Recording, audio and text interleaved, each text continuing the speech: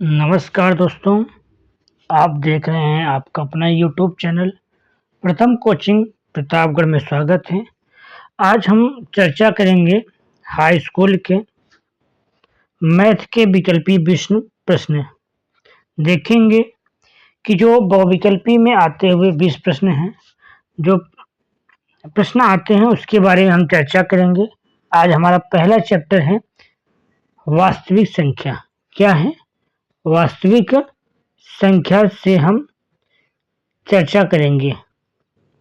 तो देखेंगे पहला प्रश्न क्या दिया गया है कि दिया है प्रमेय संख्या 14,587 बटे 1250 का दशमलव प्रसार निम्नलिखित किन दशमलव के स्थानों के बाद समाप्त हो जाएगा। इस प्रकार के प्रश्नों को हमें देखना होता है कि क्या देखना होता है? हर का गुणनखंड करेंगे। जैसे 1250 का गुणनखंड करेंगे हम, तो इसका आएगा आपका प्रश्न का, इसका जो आएगा गुणनखंड आपका आएगा 2 गुणे 5 की घाते 4 आएगा। तो इसका मतलब 5 घाते 4, तो 2 और 5 का ही गुणनखंड होना चाहिए। तो अधिकतम घात कितनी आई? 4। तो इसका सही आंसर हो जाएगा आपका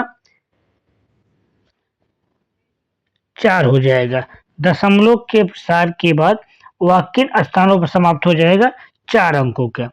यही प्रश्न दूसरा भी कह रहा है कि हर के 2 घाते m गुणे 5 घाते n के रूप के आधार पर ज्ञात कीजिए कि 1458 अपन 1250 का दशमलव प्रसार किन स्थानों तक होगा।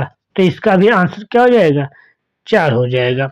अब इसी क्रम में अगला प्रश्न देखते हैं कि कह रहा है कि शांत दशमलव को व्यक्त होने वाली परिमेय संख्या होगी। तो इस प्रकार की जो हम व्यक्त होने वाली परिमेय संख्या को ज्ञात करेंगे कि हम पता करेंगे कि हर क्या होना चाहिए? हर जो है 2 गुणे 5, 2 की घाते m 5 की घाते n के रूप में होगी। तो संख्या यह कैसी होगी? परिमेय संख्या होगी।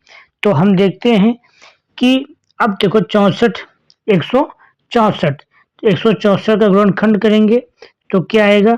2 8 16, 2 दूना 4, ये आ जाएगा 12 7 84, अर्थात इसमें क्या आ गया? 7। तो इसका मतलब यह संख्या नहीं होगी। 6 पंचे 30, यहाँ भी क्या आ गया? 3 आ गया। और ये क्या हुआ? 625, यही आंसर हो जाएगा। जिसका जो राइट आंसर हो जाएगा आपका सी, 227 बटे 625 जो होगी यह दशमलव शांत दशमलव को व्यक्त करेगी। इसी क्रम में आते हैं अगला प्रश्न है कि भाज्य भाजक भागफल और शेषफल में संबंध है। तो इसका सही आंसर हो जाएगा भाज्य बराबर भाजक गुणे भागफल प्लस शेषफल हो जाएगा। तो इसका सही आंसर हो जाएगा आपका सी। क्या हो जाएगा? सी हो जाएगा आपका आंसर।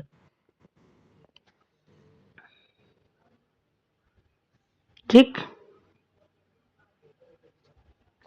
अब इसी क्रम में देखेंगे 616 और 32 का HCF हाईएस्ट कॉमन फैक्टर ज्ञात करेंगे। तो 616 और 32 का HCF जो होगा, आप ऐसी संख्या लेनी है जिसको हम भाग करने पर यह क्या है? पूरे विभाजित हो जाए। तो ऐसी संख्या होगी, देखिए 616 और 32 का HCF जो होगा ये 616 से ज्यादा नहीं होगा। तो ये ऑप्शन नहीं होगा आपका।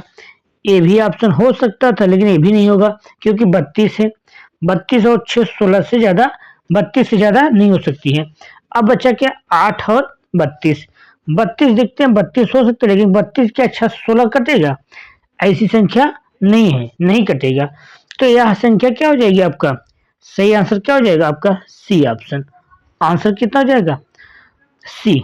इसी क्रम में देखते हैं अगला प्रश्न है कि कह रहा है 144 का अभाज्य गुणनखंड है। तो इसका 144 का अभाज्य गुणनखंड जो होगा आपका 12 गुणे 12 होता है। कितना होता है 12 गुणे 12 होगा। इसका मतलब है 4 तिहाई 12, 4 तिहाई 12, 4 तिहाई 12 हो जाएगा। तो इसका मतलब हो जाएगा 2 की घात 2, 2 की घात 2, तो 2 की घात 4 हो जाएगा। कितना हो जाएगा 2 की घात 4, 3 की घात 2। तो इसका सही आंसर हो जाएगा, राइट आंसर हो जाएगा आपका 6A।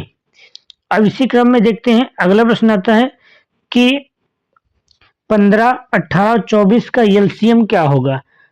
तो इसका सही ऑप्शन हो जाएगा आपका कि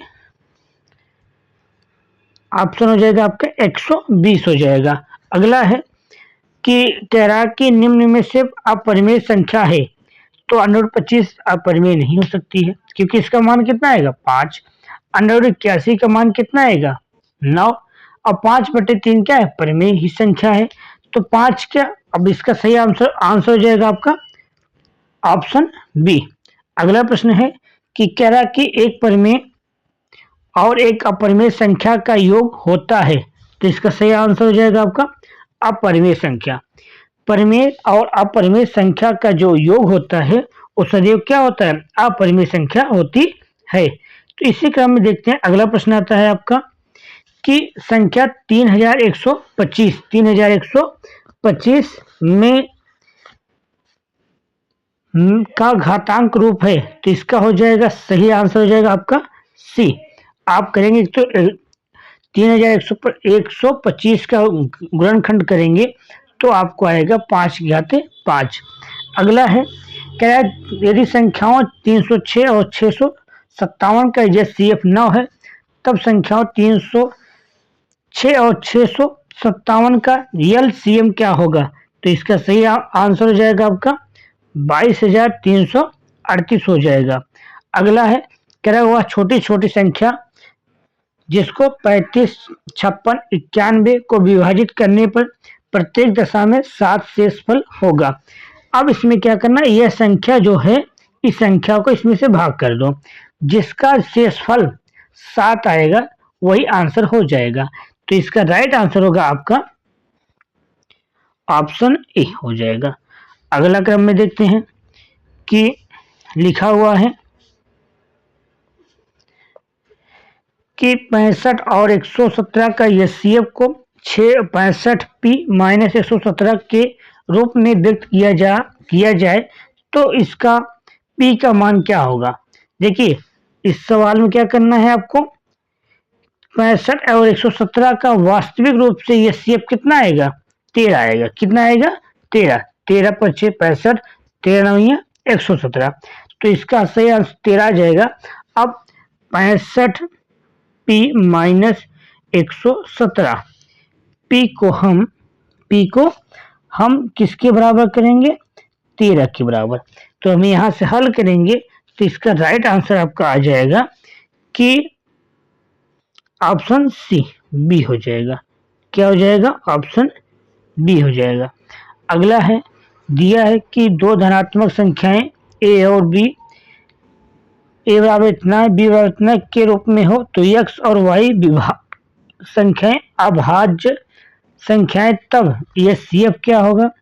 तो जब एचसीएफ की बात आती है तो इसका राइट आंसर हो जाएगा आपका ऑप्शन सी। यदि आपको अच्छा लगा हो तो इसे लाइक करिएगा, सब्सक्राइब करिएगा। Thank you.